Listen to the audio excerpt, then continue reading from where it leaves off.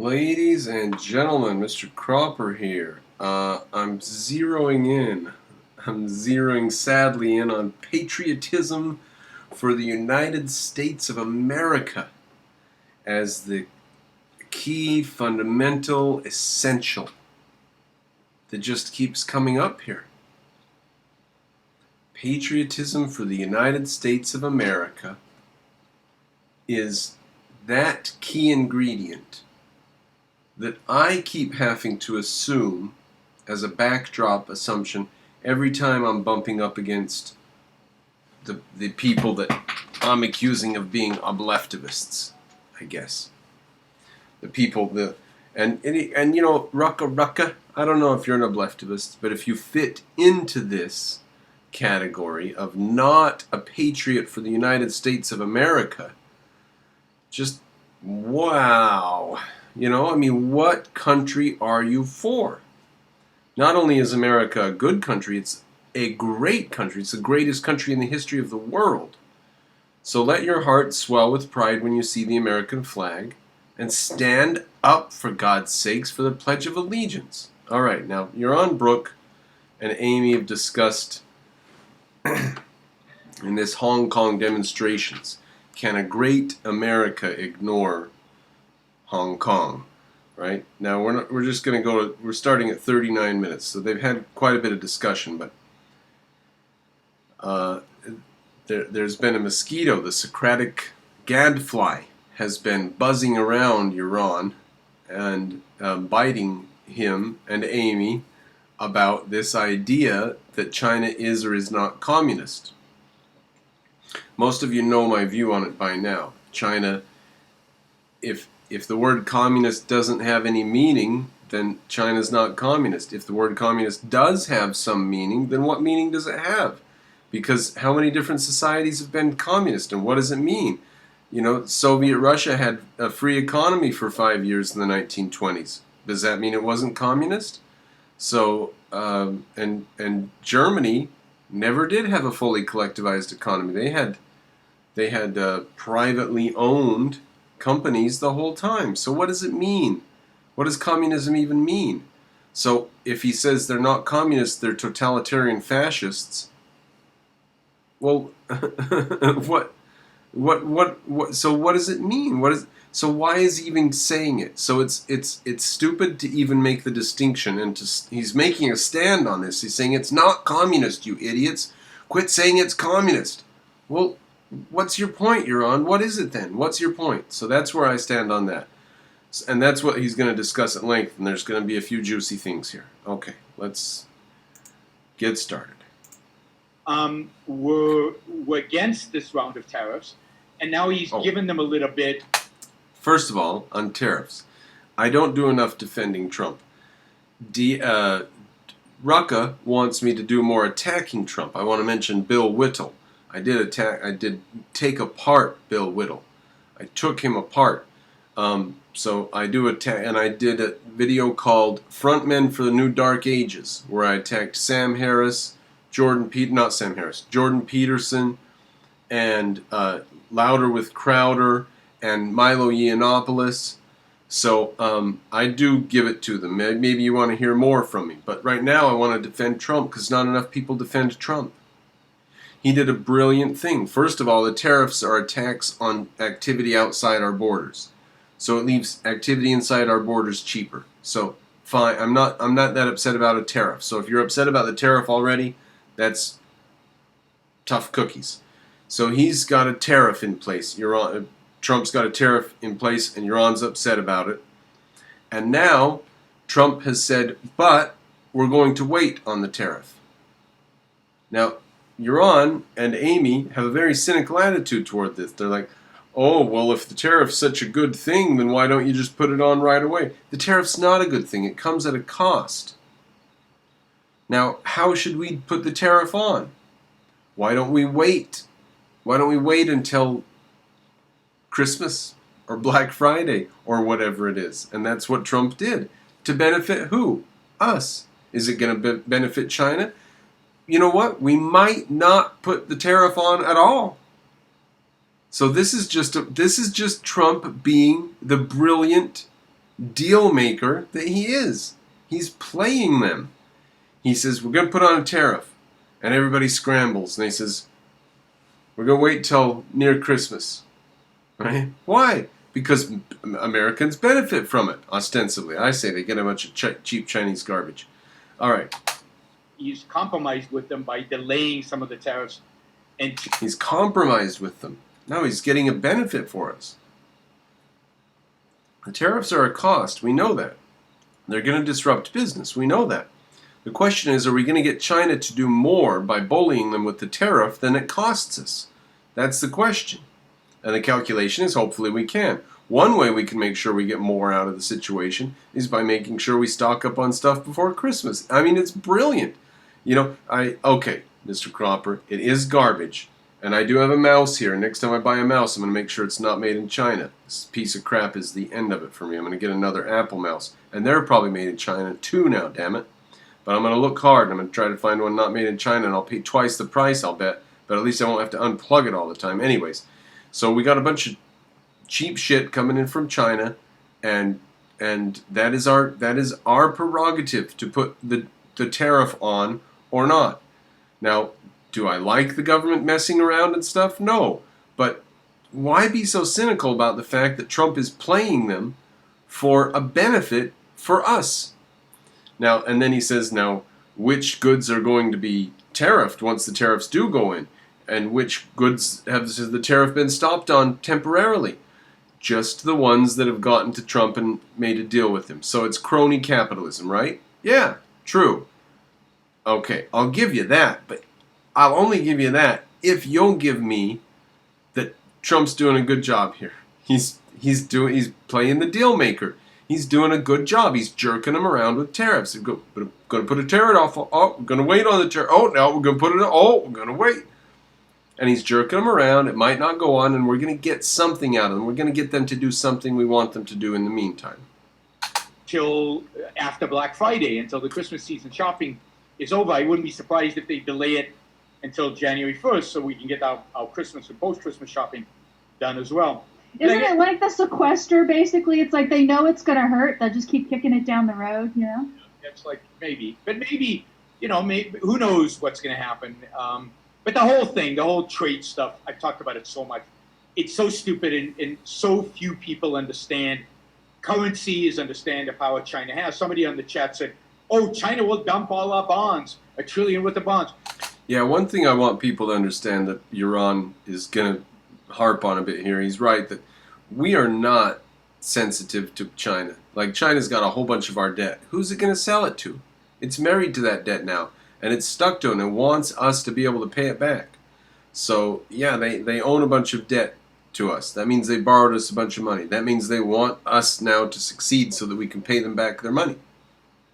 China is not in a situation to dump our debt. Who is going to buy it? There's nobody in the world that has the money that they've dumped into our debt over the last 20 years. So we are less sensitive in this situation than China. China is extremely worried about all that debt. They have basically handed us how many trillions of dollars, and we've got it. We spent it. They want us to pay it back. Now, if we go to war with them, we might cancel our debts. I don't think they want a war with us. We have all the strong cards. Now, everybody's confused because we're playing poker and America's got 5 cards and China's got 5 cards. But America's got 4 aces. And it doesn't matter what China has. We've got 4 aces.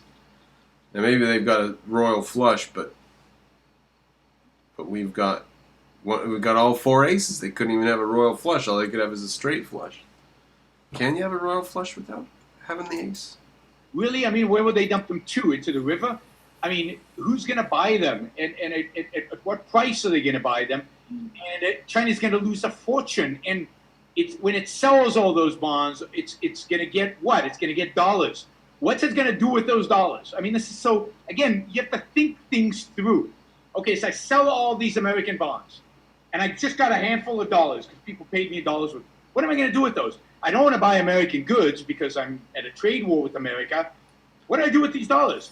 I sell them and I sell them in exchange for yuan. Well, what that'll do is drive the dollar value up and the yuan dollar way down. Is that really what I want to do? So selling dollars wouldn't drive the value of the dollar up. Buying yuan wouldn't drive the value of the yuan down. He's gotten something a bit backwards there. But he's right that they just aren't able to sell the day. He just said that exactly backwards, right? You know, economics is much more complex than thinking, ooh, they own $1 trillion, they're going to sell them, or, ooh, you know, they lowered the... I'm not a big fan of this complexity jibe here. It's very, very complex. I'm not a big fan. I know, it's complex, I know. yuan value or something. I mean, there's so many... Read Hazlitt's Economics in One Lesson. Money, bonds, and financial transactions, and the global economy are so much more complex than anybody out there that I see commenting on this stuff expresses. I mean, the commentary on this stuff is so shallow and silly. Now, is he going to make a side swipe at somebody? Now, he's just said, like I said, I'm not a big fan of that argument. It's so complex. And now he's saying, the commentary is so silly. So first of all, it's a bad argument that it's so complex. It's lame. Secondly, the commentary is so silly and shallow. Particularly from Trump accolades. Oh, from Trump. Of course he's attacking anybody who likes Trump, his favorite target. Oi, Poloi. From Trumpkins. Trumpkins. That it really is astounding. You know, anyway. What's astounding, Yaron, is that you would ought to support Trump, at least nominally. You would ought to at least be able to say objectively that a lot of the things that he's doing are good. You ought to be able to say that if you're objective about the situation, hadn't you? Consequences of the tariffs are bad for everybody. They're bad for America. And the stock market has told us that by the fact that we delayed the tariffs a little bit, the stock market goes through the roof. And of course, what the stock market is really hoping is not just for a delay. They're hoping that during that time, a deal will be negotiated, something good will happen. But, you know, anyway, that's my rant. Okay, so then... It'd be bad for business because a lot of business is done overseas like that. Now, if the tariff goes into effect and it's cheaper to do business here in America than in China because of the tariff, then they're going to have to repatriate their businesses to America. And China's going to feel the shock of that. They're going to have a bunch of factories shutting down, and we're going to have in America a bunch of factories opening up to build the stuff, or in some other country where the tariffs are lower. India, hopefully, that's what I'm rooting for, or Mexico or Canada maybe. So it'll be a disruption. It'll come at a cost, but a cost to who? First and foremost, we're hoping China, right? And so, you know, the tariffs are bad, and as it stands right now, at least, we shouldn't have the tariffs. We should ban all the IP. Forget this idea that we're putting this tax on everything and skimming off the top. And, you know, Trump brags about the billions going into the coffers, but who knows where it goes except to farmers. We know some of it goes to farmers, right? Because he wants the farmer vote. He's been retweeting those farmers who support him over the last days. It's all the usual garbage. But do we reevaluate the situation in terms of trade with China depending on how this plays out with Hong Kong? You said you heard Trump say that there's Chinese troops at the border now. Did he say anything else in conjunction with that about if they do something, we are going to do anything? Now, I loved the tweet from Trump. He said, I want to make a deal with China on tariffs, but first let them deal with Hong Kong humanely. Pretty good. Now, I hope he sticks to his guns. Now, everybody's going to be cynical about this, right? I'm not cynical about this. I think this is beautiful. Trump saying, I'm watching what you're doing in Hong Kong, and you better not upset me. Now, he hasn't made any particular demands. I wish he was more like Reagan and would go there and say, tear down this wall or something like that. There's no wall to tear down there, but, you know, I wish he was more like Reagan, who Ayn Rand said she would never vote for. another thing that I can just mention real quick. Ayn Rand lived before Reagan. Now, if she would have lived through Reagan's presidency, would she have said, I was wrong, he was actually a good president? I don't know. But she said she would never vote for him. And I say that Reagan was a great president, a really great president, a fantastic, wonderful, amazing, great president, and one of the greatest Americans ever. Okay? That's what I say about Reagan. Said the Hong Kong thing is a very tough situation. Oh, that's what he said in response to that. Yeah, in the same time that he's saying they're going to be troops. Look, Okay. as individuals, certainly, as individuals, one has to assess the morality and the situation of people you trade with. And as individuals, I would certainly recommend that people make that evaluation if something happens in Hong Kong. Well, we talk about what is likely to be happening in Hong Kong. But if they go in and they kill a lot of people, which is, I think, ultimately likely, then I can't remember now if I'm supposed to talk more softly or loudly. I've got my microphone. Am I supposed to turn this up or not? I hope the sound on this is off. If the sound on this video is off, ladies and gentlemen, I apologize. I'm trying to get the sound equal between my voice and the thing. I'm not going to adjust it now. I think I've got it wrong, though, darn it. then I think boycotting at an individual level goods made in Hong Kong is the right thing to do. And I think Boycott goods made in China, what's that? not in Hong Kong. Chinese goods. Sorry, Chinese goods. It would be the right thing. Now, this is what I'm saying. We should boycott China. America should boycott China because they're a slave state or something like this, or we should boycott at least some number of bad societies around the world. We should not have open trade with societies that are terrible. That is definitely my viewpoint. Yaron is saying that individuals should do that. It's not at the point where the government should do it, not with China. So so we agree in principle that we ought to deprive bad people of our trade. Now, why can't we do that legally? I don't see exactly. But I mean, I guess he agrees that we could legally do it. We're just not at the point where we need to now. So it's a point right now where it's just personal boycott. Thing to do, and I would encourage people to do that. I still don't think the U.S. government should do anything. It's not the role of the U.S. government. Now, I do think the U.S. government should have a moral perspective. I do think the U.S. government should morally support these protesters. Now, what would be a moral perspective of the United States government? What would constitute moral support from the United States government? I can think of a couple things. Parking some gunships in Hong Kong harbor. That would be like virtually an act of war. Shipping clandestinely materials into Hong Kong if we can. Firearms, gas masks, radios, things like this. So what would be moral support? Another way we could do moral support is to threaten China with tariffs if they didn't behave. Say, you do something nasty in Hong Kong and we're going to put a 25% tariff on everything coming out of your country. So the United States should have a moral stance, and yet he scoffs at the tariffs at the beginning of this video.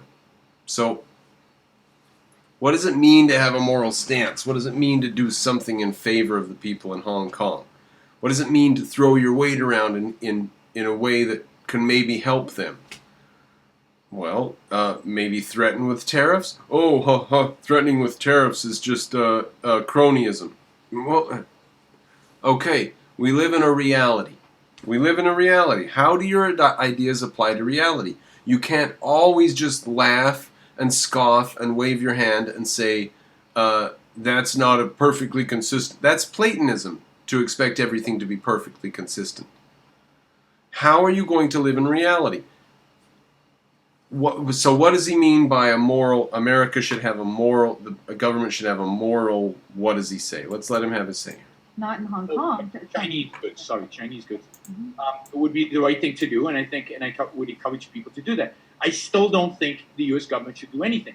It's not the role of the U.S. government. Now, I do think the U.S. government should have a moral perspective. I do think the U.S. government should morally support these protesters. Morally support them. Have a moral perspective, right? We should give them moral support. Does moral support mean anything at all? Is that just virtue signaling? Like Trump should tweet out, "We support Hong Kong." Really? That's it? No guns, no tariffs, no threat of economic turmoil. Those are the only two examples I could think of: guns and economic punishment. That's how the U.S. government could throw its weight around to tell them not to mess around in Hong Kong. We're not going to send guns, but the tariffs are on the scene. He wants America to have a moral. What? Do what? Have a moral stand. He wants us to tweet out support, virtue signal. Radically, I wouldn't mind U.S. government arming them, but I don't think that's realistic. I don't think that'll happen. I don't know that they want to be armed. Again, the only time a government boycotts another government, literally boycotts another government, is when that other government is a real threat. So he wouldn't mind them arming them, but he scoffs at the tariff. That's interesting, right? Now, I think the tariff might be a better first step. Like, don't do anything bad in Hong Kong or we'll put tariffs on. And now, really, if I was president, I would have arms going into Hong Kong right now. I'd have ships full of small and medium arms going into Hong Kong and little factories to produce bullets and more guns. That's what I would be shipping into Hong Kong clandestinely right now if I were president. So, we certainly agree on that. We should definitely arm them. But maybe tariffs is okay too, right? To push them around and try to get them not to bloody up Hong Kong by threatening tariffs would also be like slightly more peaceful way to do it, huh? Like, why are we so cynical about tariffs? Why are they so bad? They're a tax on things coming into our country. They make it less costly to do business inside of our country. Why is this such a bad thing? Threat to the individual rights, the lives and property of Americans in America. If you're overseas, there's a certain risk you take on by going overseas. Well, okay, so think about how the private sort of handling. Related to what I just said. Oh yeah, go ahead. Somebody said, "I'm an American working in Hong Kong. How do I know when it's time to leave? Should the recent updates be a tipping point?" I mean, now my advice is get the hell out of there.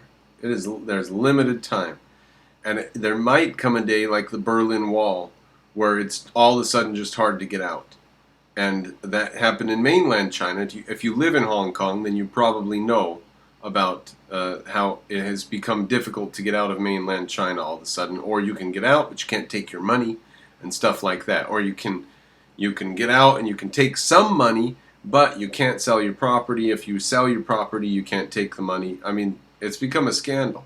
So that might happen in Hong Kong. You might all of a sudden find yourself trapped there. It could be like the Berlin Wall. One day you wake up and you're not allowed to leave anymore. That could very, very well happen. If you have the freedom to get out now, get the hell out of there.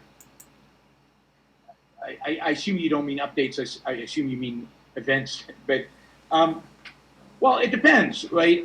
I don't know. Do you want me to get into what I think is going to happen? You could, and then you could also answer not just that question. I mean, bless you, who the American is who's living in Hong Kong. And there's so many Americans in spirit living there who, I was going to say, maybe they should come live here, right? They should immigrate here, some good people. Yeah, we don't know. But also, should we... How many millions of people do we need? Now, I'm tempted to think that we should have allowed the immigrants in the 1800s to stay, and we would have had an extra 50 million Chinese on the West Coast. Chinese Americans. I'm tempted to think that, but maybe our great-grandparents did something smart by kicking them people out and keeping it for white people, because maybe it would be a Chinese enclave now of 50 million Chinese and 20 million Americans on the West Coast. As it is, we got 50 million Americans out there. But maybe there wouldn't be room for them if there were 50 million Chinese, and maybe China would own the damn West Coast. So who knows? Maybe our parents and great-great-grandparents did a very important thing by stopping Chinese immigration and deporting tens of thousands of Chinese in the late 1800s. Who knows? And they say maybe we should bring millions of them in. I don't know. I don't know if those people would have become integrated by now and be part of America like everybody else has. America's just America, right? It would have been a melting pot, and they wouldn't have been Chinese, right? They wouldn't have kept their culture, right? But maybe our grandparents and great-great-grandparents kicked them out because they were keeping their culture too much.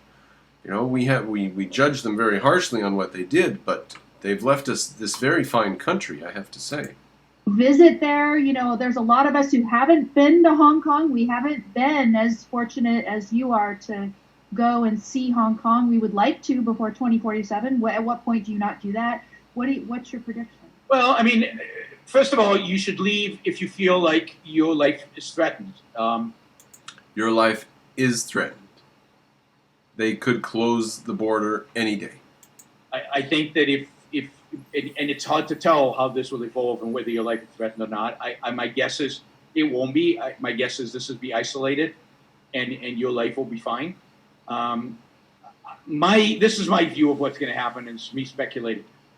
Again, China has no interest in two things. It doesn't want two things to happen. One is it does not want to destroy the economic engine that is Hong Kong. It does not want to occupy Hong Kong. And second, it does not want the international community, to the extent that it would, actually embargo and actually put sanctions on China. They have no interest in that. It doesn't help their long-term goals. Now, I'm afraid I'm a little more cynical about this.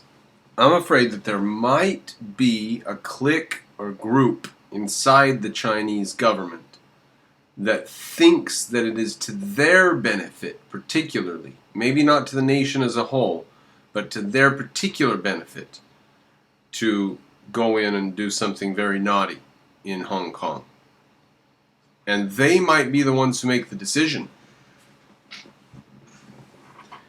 You know, it would be insane, absolutely insane, for Hitler to invade Russia. I don't think he's going to. The last thing he wants is a war with Russia. And if he were to be fighting a war with Russia, he would have a war on two fronts. He would be extremely vulnerable. And, you know, so the last thing that Hitler wants is a war with Russia. He did it. Okay? America's not at war with Japan. Japan has been whipping on China for 10, 15, 20 years. And America's not at war with them. Why would Japan attack America? It would be insane for them to attack America. They did. All right? So there are instances in history. Is that what we're going to see? Are they going to take Hong Kong apart like they took Poland apart? I don't know. But to just wave your hand and say that would be expensive and costly and it would be a disaster, I mean, so what? How many times have we seen disasters? You know, oh, Russia would never just go in and take Ukraine. They did. Nobody stopped them. It's done. So, oh, they will never just go in and clamp down in Hong Kong. I don't know. I don't know. I think what they want is what they will do is they will go in, they will crush this. Crushing means they will arrest a lot of people, maybe take them back to China. They will kill a lot of people because I don't think they can do this without killing some people. Probably hundreds of people, maybe tens. It depends on how obstinate the resistance is. And then they'll leave. So I think they will very much present this to the world as a police action. They will say, look, this is out of hand, and the police force in Hong Kong couldn't handle it anymore. They're shutting down the airports. They're shutting down commerce. They're shutting down the ability of individual human beings to live their lives. This is not me saying this. This is what I think China will say, because I know this is all going to be taken out of context by somebody. And we're just going to go in and clean up. And I think that's all they want. I do not believe that China wants to officially occupy Hong Kong. No, but okay, so aren't you going down the road a little bit of a mind-body dichotomy, right? Because what I'm arguing and what some people have argued is that... Now, I think Yaron's pretty right there. I think that they'll go in and bloody things up and then they'll go back out and they'll say, We can do that next week if we want again, guys, so don't mess around. And we will. We'll come back and we'll do it again next week, so don't mess around. I think that they'll do that. They'll throw their weight around, show who's boss, and then they'll leave again. And this is like the NEP and Soviet Russia, and they let the private economy go on for 5 years. And then they went in and stopped it as soon as they wanted to stop it. I think we're seeing the same thing in Hong Kong. It's just their engine, their economic freedom engine. That's all it is. These measures that they're going to force into place by the sort of police action that you're predicting, they are going to be exerting intellectual control over these people, and they just expect them to be widget makers or something and not think. To do that, but that's like the difference. You know, she said something about the mind-body dichotomy there. And as an objectivist, you brace yourself for a good intellectual thought when somebody says some big abstract word. You say, oh, here we go. We're getting to some meaty something. She said you're going down a mind-body dichotomy road there. They are going to be exerting Hong Kong. No, but okay, so aren't you going down the road a little bit of a mind-body dichotomy, right? Because what I'm arguing and what some people have argued is that these measures that they're going to force into place by the sort of police action that you're predicting, they are going to be exerting intellectual control over these people, and they just expect them to be widget makers or something and not think. To do that. All right.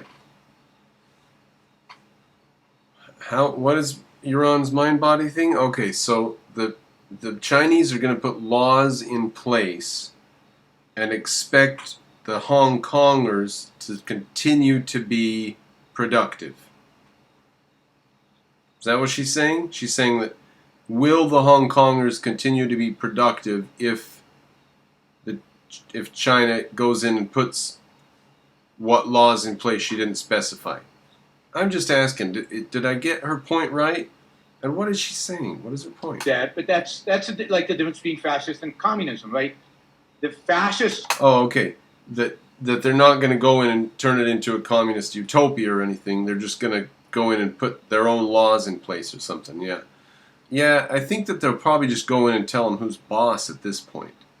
You know? And how bloody that gets, I don't know. And eventually what happens, I don't know. But who knows? Maybe they'll go in and just set up police stations everywhere and just take over the scene because, at this point, 20% of the population in the streets for 3 weeks straight. I mean, at this point, just go in and kill 1 million of them and take the place over. Why not? It's a revolution. It's a total riot. It's an insurrection. It's the end of China. They're revolting and they're declaring independence from China. So it could get ugly. Yeah. Allow you the pretense of private property, and they allow you to pretend there's a market. I sort of got off track there a little bit. Her mind-body dichotomy point was a little bit weird. The communists just take it over, and the Chinese will not just take it over. That will not happen. The Chinese are not going to march into Hong Kong and annex it to China. And the point is, what would they take over, right? Because they take the factory, you need the workers working in there, and you need the expertise, and you need the guys running it, and so on. So going in with guns isn't going to do anything. You need them to continue working without guns being pointed at them. They will march in. That doesn't mean that they're going to do it right. They might ruin Hong Kong, right? They might destroy it. Clear out the protesters. Allow the chief executive to save face. Maybe she'll resign. They might even replace her and give in to the protesters in that sense, but after they crush them. And then they'll pretend everything's hunky-dory. And then a year from now, they'll reintroduce the extradition plan, this time with everybody knows that when you demonstrate against that, you get crushed by the Chinese, and they'll go on. You have to think of them as pragmatic, as how do they solve this short-term problem without sacrificing what they view as their long-term plan, which is to squeeze as much economic value out of Hong Kong as possible. Now, how does he describe this country right here like this, and then say they're not communist? And if they're not communist, what are they? And what is communist then? Is there any such thing as communist if that's not right there a description of communist? They don't care about their short-term goal, they just want their long-term goal. They'll do any dirty, nasty thing in the short term just as long as they get their long-term goal in place. As one poster said on one of my threads, the goose of the gold with the golden egg, you know. Yeah. Now, I mean, that's true inside China as well. I mean, again, I will emphasize, China is not communist. There's nothing communist about China. It's authoritarian, it's dictatorial, it's awful, it's tyrannical, it's all kinds of things, but it's not communist. And one of the things that the Chinese government does is it allows certain sectors in the economy, and this is what makes it non-communist, certain sectors in the economy, many sectors in the economy, and vast sectors of the economy, basically to exist as private entities. And that includes small businesses, shops on the corner, little kiosks in the street, all the way up to very large technology businesses that basically function, so I'd say to a large extent, independently. And then they use that. So the technology companies function independently, they develop new technology, and then the Chinese government comes to them and says, okay, you've developed this facial recognition tool, we are now going to use it. You've developed this other tool, we're going to use it for authoritarian means. But they encourage private enterprise. That is the whole, they encourage private enterprise and then they rape it.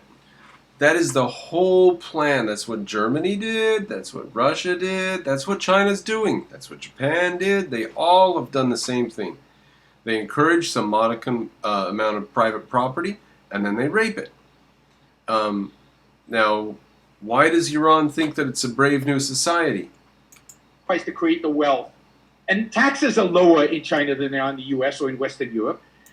That's you know, I've given some thought to that. How do we have such high taxes in America?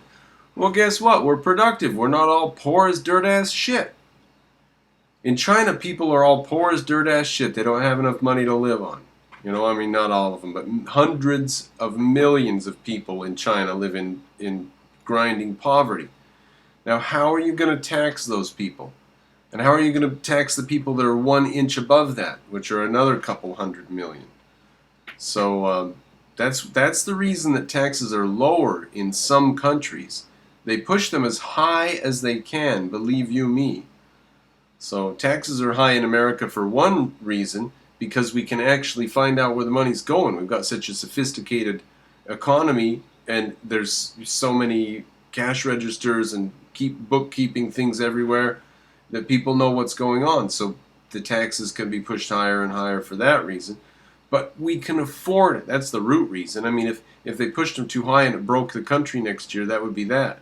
So they're not pushing them so high that they break the country. We can afford it. It's extremely expensive, but we are extremely rich. We're very productive. So that's one of the reasons that taxes can be so high in a very rich and advanced country, because it's rich. As I've said before, redistribution of wealth is almost non-existent in China. Healthcare is basically private in China. I mean, there's nothing communist here. What there is a government that wants to control its people, and it's recognized. Healthcare is basically private in China. Okay. Okay.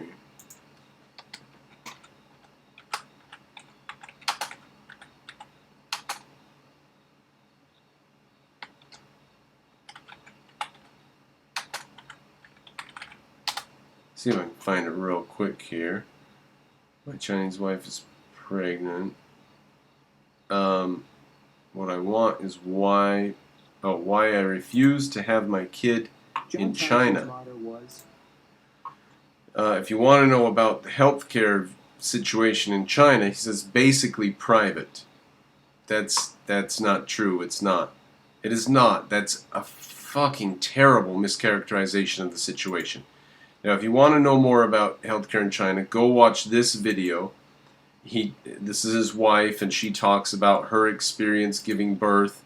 And the hospitals, he says, for one thing, there's no hand soap. So he says, I don't know where they are, where are the doctors washing their hands? When are they scrubbing up, right? And if that's not bad enough, when she gave birth, no doctor ever came. It was done by a nurse. What if there were complications? Well, if there are complications, then it's just going to be a disaster. Like they're going to pull the child out and break its arms, which is one of the things they mentioned in the video that happened to someone they knew. and it's just a disaster. You can pay your doctor more to hopefully get more competent care, but you won't necessarily get anything better. They paid 10 times as much as the regular price for a regular person at the hospital so that they could have a private room. But when it came time to go into labor, they just wheeled her into the little factory room with everybody else. It's terrible. Oh, how about the doctor's training? 100%, 100% of college students pass all of their classes. Now, why is that? It's because once you've made it into university, that's a golden ticket. You're part of an upper class now. And any kid his parents are so connected, and he's done right so much that he's gotten to university, is now a member of an aristocratic upper class and cannot be touched. Okay? In America, if you make it through the university and out the other side with a degree, then you can't be touched. But in China, once you get into the university, you can't be touched anymore. So you have doctors who know nothing, who have never attended a class. Okay? And there's no liability, there's no lawsuits. So, the idea that China has private medicine is insane. It is insane.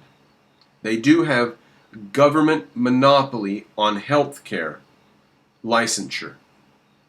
And that is done so incompetently that it must cost 1,000 lives a day.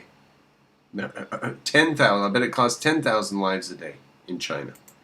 It's not totalitarian because it's recognized that they cannot get rich, they cannot get powerful through totalitarianism. So they're authoritarian, and they allow vast segments of the economy to be relatively free, in some ways freer than those segments of the economy Except their social credit system. Now, I didn't hear exactly what he said, but the idea that in some ways China's economy is freer than America's is dropping the context of what freedom is. They have no freedom. Okay? They have lower taxes. You could just open a business, right? And then what happens? Then somebody comes and robs you and you can do nothing. There's no police officers, right? I mean, it's just insane to say that they have more freedom than in America. You can start a business over there. I've heard about businesses being started over there and what happens. I've heard about how they get robbed, absolutely robbed by gangs, the local gang that is the local government, party members. They're destroyed. You have to have connections. You have to have dirty, dirty connections. And everybody's discovering this. All these Western companies that went over there are turning tail and running. They've been doing it for years. So the secret's out. Everybody knows that they're not freer than America in some way. They're freer in America than in no way. Okay? Costs are lower, blah, blah, blah. It's the Wild West. There's no rights. There's no protection. There's no liability. There's no accountability. And then you say there's this modicum of freedom over there because of what little detail. It's dropping the context of the fact that there's no freedom at all over there. At all. And all this kind of stuff. The social credit hasn't been implemented yet, but yes, it's awful and it's horrific. And what they don't understand, but then nobody understands this except objectivists, right? They don't understand the relationship between the freedom of the mind, the freedom to express your opinions, the freedom to think, the freedom to reason, and economic success. They don't. Now, if China doesn't understand that, then they might any day reverse the economic freedoms that they've allowed. Right? So if Yaron Brook is correct about that, then this is a very, very shaky proposition indeed, this economic freedom that the Chinese enjoy. So to have this view that because they published his book, therefore they're so free, and at the same time, any second all this freedom could be revoked because it's not actually substantive. I mean, the dissonance is strong with this one. It hasn't been implemented yet, but yes, it's awful and it's horrific. And what they don't understand, but then nobody understands this except objectivists, right? They don't understand the relationship between the freedom of the mind, the freedom to express your opinions, the freedom to think, the freedom to reason, and economic success. They don't see the two. They think, like everybody, like Republicans and Democrats, they think you can separate those two out, and they think that they can have a social credit system until it still produces innovation and technology. And in the short run, they can, and in the long run, they can. And that's why I don't fear China, because I know that the more authoritarian they become, the poorer they will become. And the richer they become, the more that is an indication that they're actually freeing the economy, and the less authoritarian they are. So so you don't fear China. Now, could we apply that to Nazi Germany and Imperial Japan? The more free they become, the richer they become. The more authoritarian they become, the poorer they become. Well, could they become more freer and get a bunch of money built up and then become more authoritarian and have a bunch of bad toys to play with? Like Nazi Germany and Soviet Russia did? Is that a possibility? I'm just asking for a friend. So because as objectivists, we understand that there's no mind-bodied economy. We understand that wealth can only go with freedom. You cannot become rich unless you are free. I understand that China cannot be rich like the United States. We'll never be rich like the United States. Unless That's why I say they only make garbage, and they can only make garbage. ultimately it becomes free.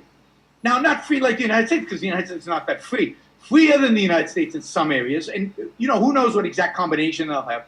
It's just like Scandinavia.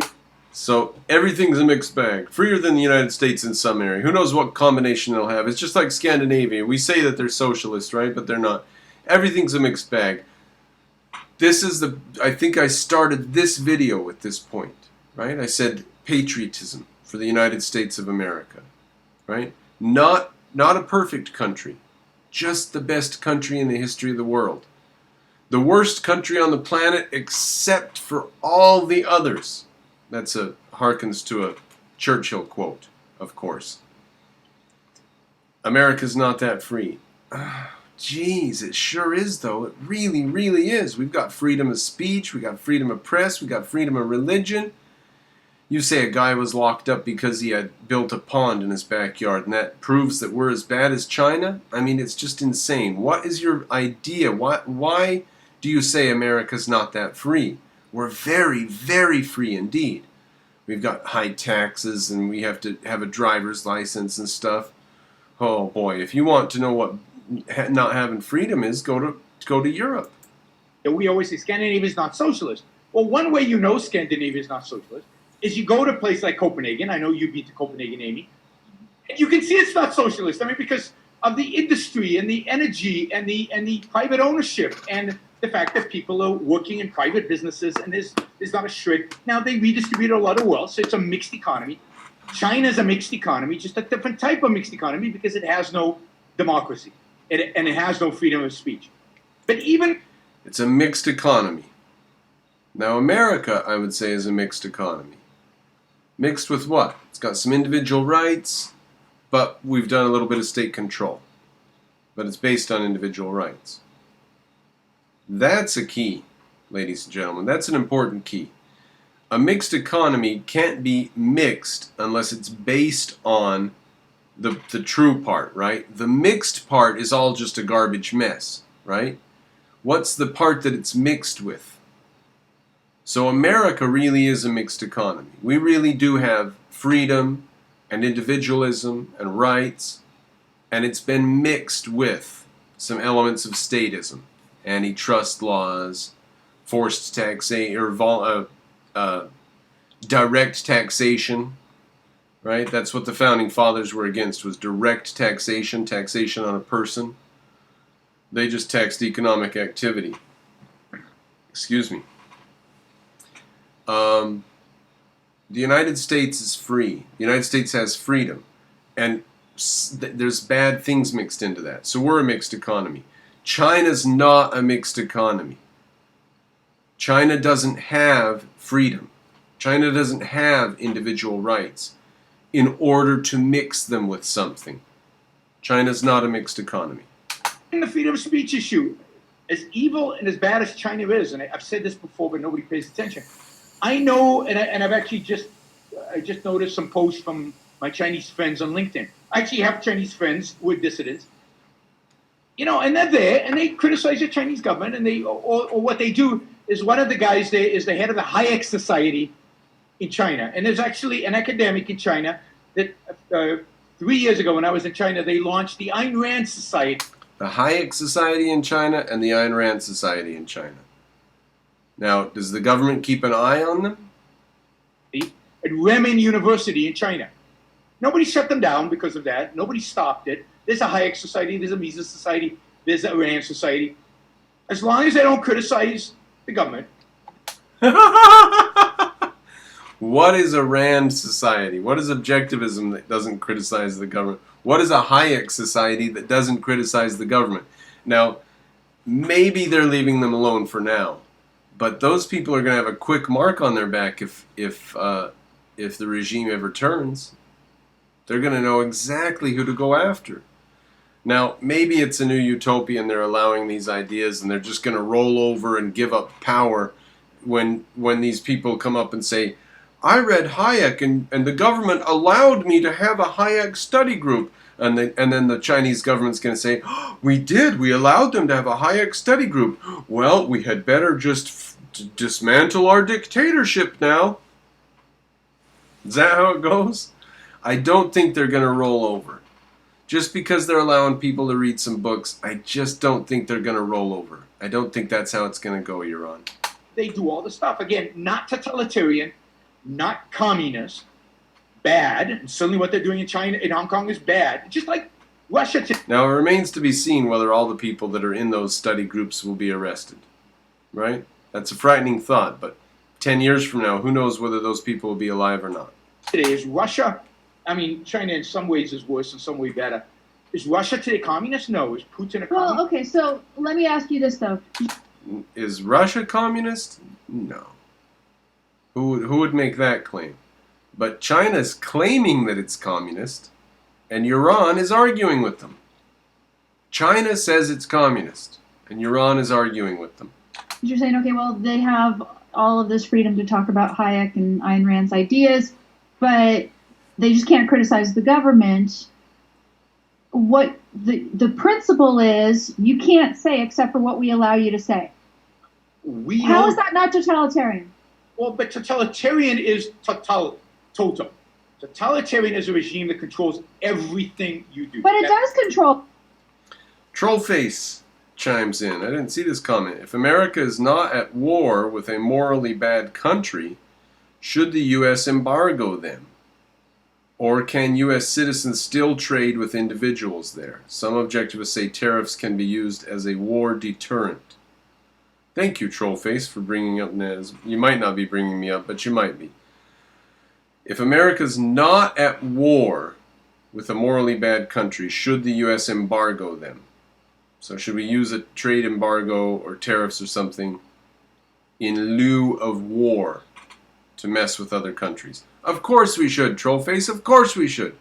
But what do the objectives say? I don't know if they're going to answer that question. Oh, it's just saying we let you do this. No, authoritarianism is, yes, we let you do this, but that's... We let you do this within a certain sphere that we are defining. We define the sphere. And the sphere means you can't criticize the government. Differences between a regime like 1984, where everything is dictated, everything is told you. Like communism under the Soviet Union and Mao Zedong. What you planted was told to you. Who you sold, or you couldn't sell because there was no money. Who you gave your crops to. How much crops. What profession you went to. All of that. So is it central planning? So communism is central planning because they told you who to do this, where to grow, and how to work. All right, so it's central planning. Well, the communists have central planning in China. They centrally plan this and that and the other. Lots and lots of stuff. Sure, they leave lots of stuff up to the free economy. But they do centrally plan an awful lot of stuff, don't they? Right? They have central planning of the banking. They have central planning of investing of this and that and the Silk Road thing. And they have lots and lots and lots of central planning if that's your measuring stick you're on, I'm not saying that should be or is, I'm just saying if that is your measuring stick, which you're saying here it is, then they've sure got that in China in spades. Was dictated. What you said, what you wrote, everything was dictated, everything was censored. There has to be a differentiation between that and a regime that allows you to, for example, go into whatever profession you want, build everything. Now, they could take it away. Now, see, they could take it away from you any second. Now, that's what I said earlier. There has to be a differentiation between a regime that's a mixed economy and a regime that's a totalitarian economy. What is it mixed with? You see, that's what I think Yaron is missing here. So I put it to Yaron. What is a mixed economy? Is it not an economy based on individualism that has taken in some bits of statism? Now, can you reverse that?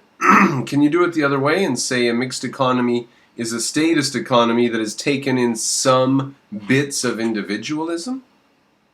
See, I don't think it works that way. I think you have to be based on individualism and take in some bits of statism to be a mixed economy. I don't think it can work the other way, but I leave it up to the audience. I'm just poking these ideas around. From you any moment, because there's no real property rights, there's no legal system, there's no rule of law. They could take it away, but it's still different, right? And that's the difference between totalitarianism. They could take it away, but it's still different. How is it different then? What's the essential difference? I say there's no essential difference. I say only something based on rights and freedom with some poisonous mix having snuck in there. Only that really qualifies as a mixed economy. All else is totalitarianism of one flavor or another. Authoritarianism, let's say, because we have to back off from the total. It's authorityism. That's for sure what China is, right? That's what everything is, except for mixed economies. Now, I'm going to go ahead and say that France is authoritarian. I'm going to go ahead and say Italy is authoritarian. Denmark, Sweden. I'm going to go, these places are rough. They're rough. I'm going to go ahead and say that Britain is authoritarian. Okay? And authoritarianism. Authoritarianism is still bad. I'm not trying to justify, but it's not the total control of every aspect of your life. I mean, this is why there's a difference between, we talked about Islamic totalitarianism. Now, in Germany, there never was total control of every aspect of your life. There remained some modicum of freedom for some of the upper classes right to the end of the war. And that was the productivity of their economy, that to the extent their economy was productive at all. That was the case. So Islamic totalitarians, the Bin Ladens of the world, that whole... Oh my God, I almost forgot Islam existed. I wish Islam didn't exist. Could we just do away with it? Ideology of Islam wants to dictate every aspect of how you live. Yeah, that's totalitarian, and I insist it comes from Kant. I insist that we are fighting a German jihad nowadays. I'm not trying to cleanse Islam of its guilt. Islam is as guilty as it can be. But we are fighting today. All of the fathers of the modern jihad movement were educated by the West in the tradition of Kantianism. Okay? That's true. Egypt, in spite of being inspired by Islam, is not totalitarian. It's authoritarian. So is Jordan. So is Syria. So is Iraq. Iran is borderline totalitarian. And North Korea is definitely totalitarian. And there's a big difference between North Korea and China. That's why, North Korea, it's complete totalitarianism. For example, you can't leave North Korea. Now, is North Korea communist? He says complete totalitarianism. So is that what communism is? You can leave China. I mean, that's a major difference. When there's no wall preventing you from leaving, then there's at least some freedom in the place that doesn't have the wall, right? And there was a wall. There was a Berlin Wall, right? There's barbed wire between North Korea and South Korea. Now, China's in a little bit of a special situation. They kind of have surplus population. They kind of don't care if they lose a fucking million. They could lose 5, 10, 20 million people and they wouldn't even notice. So I think they're in a little bit special of a situation there. There's really no place for them to go. Where would they go? I mean, you can lose a lot of Berliners from East Berlin into West Berlin. There's really no place for a large number of Chinese to go. To the extent there is, they're going there. I mean, they're taking over Vancouver, right? Vancouver is the Chinese city now. So. You cannot leave. And when you can leave, it's different. So that's my argument, is that they're two different systems. That's not to justify anything they're doing. It's just to say that you have to have scales of evil, scales of who's bad, and then you have to have scales of whether somebody's a threat to you or not. Now, I've been waiting for that. Thank you, Yaron. We have to have scales of who's evil and who's bad and who's a threat to you or not. Trump is the good guy. You have to have scales of who's bad and who's good. Trump is a good guy. Just look at the evidence that rolls in every single day about all the wonderful things he did, and quit being so cynical about his use of tariffs. He's doing good things with the tariffs, including putting them off. He's threatening with tariffs, getting things done with them, and then saying, wait, not going to put them on yet. Right? They're an expensive thing. They come at a cost. They're damaging. True. But then you want the United States to have some moral authority? Tariffs. Tariffs, baby. So what would you do on a personal level, depending on how this plays out, in terms of buying goods from China? You yourself are buying goods made in China. I would try to minimize the amount of goods to the extent possible I buy from China if this happens. Now, for some people, it's very hard because a lot of people in poor socioeconomic situations, it's difficult not to buy stuff from China. And I would not travel to China anymore. That is, I have been traveling to China, speaking against, in many respects, against the regime. I wonder, given all the shows I'm doing about China, how the regime would view me going there today. I've still got my visas. I could go. I probably wouldn't go to China. I would continue to go to Hong Kong and support the people in Hong Kong as much as I could. But look, at the end of the day, other than provide moral support, there's little you can do about these things. And there are lots of problems in the world, and we do what we can. We speak out. We condemn. And I think. Yeah, I mean, there are a lot of problems in the world, but when you think of protesters who are, principled in what they are fighting, and also who, from reports that I've seen, flying American flags and everything else, and look at there were people flying American flags even in Syria, who were fighting this horrible regime of Assad, and we did nothing to help them. We did hurt them, and then ultimately the Russians and Assad are going to win. We didn't do anything. I mean, Russians just marched into Crimea and took it, and we didn't do anything. There's a war still going on. It's kind of a silent war, but there's a war still going on in eastern Ukraine, where the Russians are slowly trying to take over pieces of eastern Ukraine, and we're doing nothing. And I don't think we should go to war, but we're not even talking about it. We don't really care. And at the end of the day, I mean, truly, there's only so much you can do. And at the end of yeah, but we can use tariffs, baby. Returning to the point again that these other economies don't have what we have. We have the freedom to be able to create and manufacture amazing amounts of wealth. And if we cut Russia off, a total economic embargo because of Ukraine, their bad behavior with Ukraine, or if we cut China off because of bad behavior with Taiwan, or if we cut North Korea off, we can even cut them off from trade with the whole damn world because of their bad behavior. If we do that economically, then that's much better than warfare, right? Right? Isn't warfare like really like the last step, like really, really bad? Like economic tariffs and bullying is like brilliant compared to warfare, isn't it? As an objectivist, wouldn't you rather charge somebody some money to try to change their behavior rather than kill them or maim them? At the end of the day, the real battle, I've always said this, to save the world, is the battle here in America. It's the battle for the soul of America and what America. Yay! Patriotism for the United States of America. The real battle is here in the United States of America. It's battle for the soul of America. That's true. Why America? Is it because there's something magical about this patch of soil? No, it's our Constitution. It's the Constitution of the United States of America that we're here to defend. Okay? That's what we're talking about. And the flag stands for the Constitution.